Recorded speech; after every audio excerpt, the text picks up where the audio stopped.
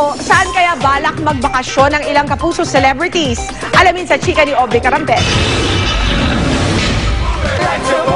May kani-kanya ng plano ang ilang celebrities para sa kanilang summer getaway. Si Bella Padilla gustong pumunta sa Vietnam. This Holy Week, i-visit ko yung cousin ko sa Vietnam. Pero tatanong ko pa kung okay sa artist center na umalis-alis muna ako. I have to ask first. Pero if they say yes, I want to spend some time in Vietnam sana. Out of the country din ang destinasyon ni Enzo Pineda. Nalilipad patungong Las Vegas next month para panoorin ang Pacquiao Mosley fight.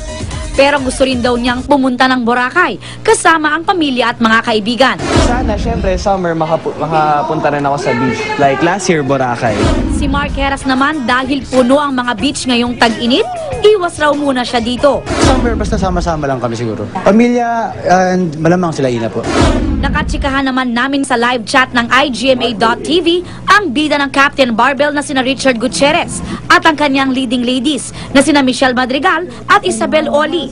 Nagpaplano raw ang buong cast na sama-samang pumunta sa beach ngayong summer.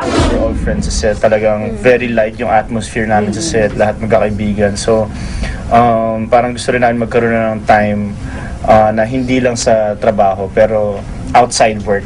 So, tingnan natin. We're trying to organize a beach trip. Aubrey Carampel updated sa Showbiz happening. May ichichika pa ako mamaya. Anak ni Gloria Diaz na si Isabel Daza, tuluyan ng sumabak sa showbiz. Tutukan